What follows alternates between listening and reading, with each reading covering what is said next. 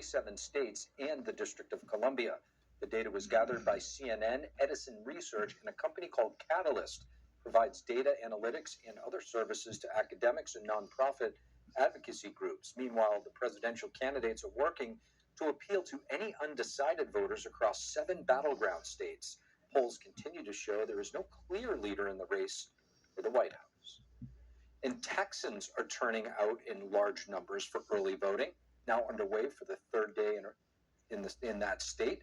Joining me now to discuss what's driving them is former Texas Congressman Henry Bonilla. Former Texas Congressman Henry Bonilla, thank you so much for joining. Thank you. It's great to have you in studio here. You're from Texas, obviously. Texans are turning out to the polls in record numbers. Majority are coming from urban and suburban areas. Why do you think the turnout is so high this year? It seems like across the country, people are fired up. You've seen the early vote in Georgia, for example, Pennsylvania, other parts of the country. And in some areas, it's not just coming more from the urban areas and suburban areas, but in rural areas too. And if you recall, Trump years ago said that you shouldn't vote early, vote on election day for whatever reason. But now that I think that he's given kind of the blessing for conservatives to show up early, seems like they're reacting to that. Now, some of the biggest issues this election cycle, if you take a top 3, I would say you obviously have the economy, abortion, and the border. The southern border. Texas shares obviously a major portion of that border. It's a big issue to Texans. Do you think that this is in part driving some of this early turnout? In part, yes, but there are a lot of commercials running now in Texas and in other states. The other day on a national interview, Kamala Harris talked about the transgender commercials that are running, for example, in Pennsylvania. Those are running in Texas too, and they have a lot to do with not just the presidential race, but with a big U.S. Senate race in Texas. So that's getting people fired up as well.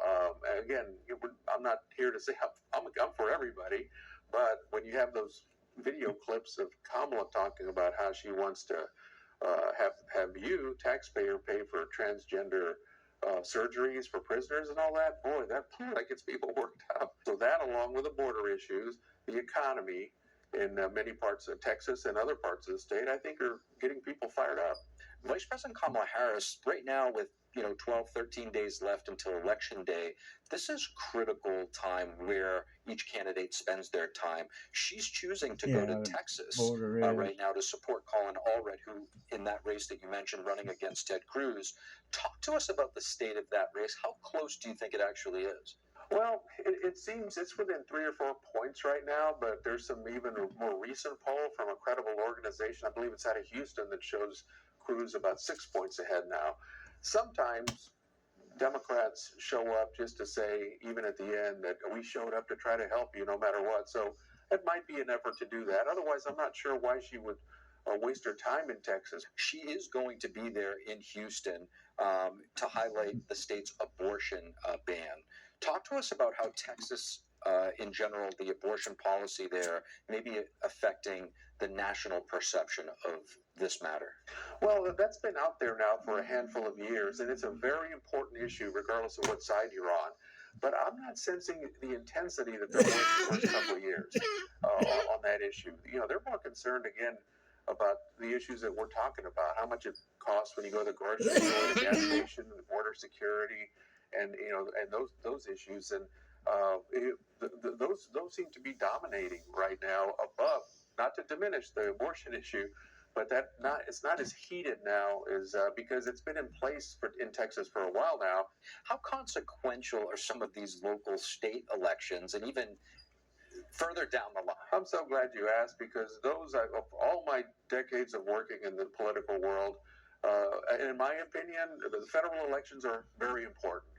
But most important are the ones that affect your local schools for your kids, and bond issues and school board issues and who runs your schools. And oftentimes the turnout for that, even in my home state of Texas, is 3%. And it's just mind-boggling how parents, then they stand up at some meeting and they want to ask, well, why aren't you taking care of my kids? Well, why aren't you taking responsibility? Ultimately, fundamentally in life, if you take responsibility for your own family, you're generally going to be ahead of the game. Now, Texas has seen a major influx of people moving in from different states, whether it be California, some of the states in the north, whether it be COVID policy or more friendly business arrangements there. Talk to us. Is that in the discussion right now with this election? Karl Rove, the former political brain for the Bush campaign, is still working with us in a group I work with in Texas. We rank in the top 10 globally on economic strength. We have more Fortune 500s than any other state. That's evolved over the last decade. We have businesses, private individuals from California, from Illinois and New York, and we just don't want them to come to our state and start voting for the policies of those states where you drive up costs for everybody. And, gasoline, $7 in some states, and, it's still high in Texas, but it's half that. We're working really hard to say, look, you moved here because of these reasons, so for these reasons, vote for the leadership we have now in Texas. And another thing, a huge factor in Texas, we have a huge, I'm of Hispanic origin, and we have a huge switch now occurring, not just in Texas, but around the country. New York Times, about a week and a half ago, did a lead story. They can't understand why Hispanics are now voting more conservative. Well, the principles we just talked about are what they care about. And there's nothing worse, and I used to say this when I held public office, and it drove me nuts. But for anyone to assume that your skin color is supposed to dictate your political leanings is racist in itself.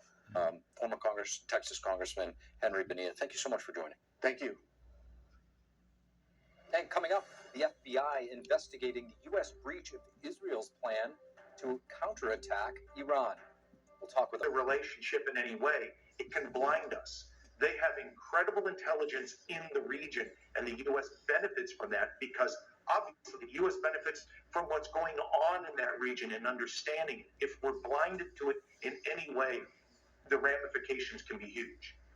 Jack, we know Israel has been weighing retaliatory strike against Iran for weeks now. How do you think this intel breach could affect both Israel and Iran's, for that matter, military strategy here?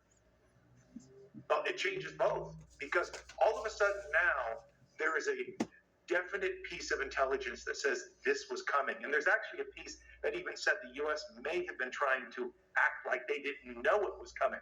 The problem is now we all know that it was coming. It can change what the Israelis do in terms of logistics, in terms of what they're trying to accomplish and what it means. It also can change how the Iranians actually respond to it. So in other words, this changes what they will do in preparation for it. It may impact the effectiveness of it. And frankly, this negates the ability for the Israelis to operate in the way that they hope that they would. This is about trying to stop Iran. But if the Iranians know that it's coming, it changes what they can do and even limits and hogties to some degree what the Israelis can do. Now, Jack, Secretary of State Antony Blinken just in Israel to discuss a potential ceasefire plan with regard to Gaza. Do you think that this latest intel breach will affect that, or has the possibility to affect that deal? Well, I can tell you this. I have no doubt that the Israelis are going to poke the United States in the eye for this.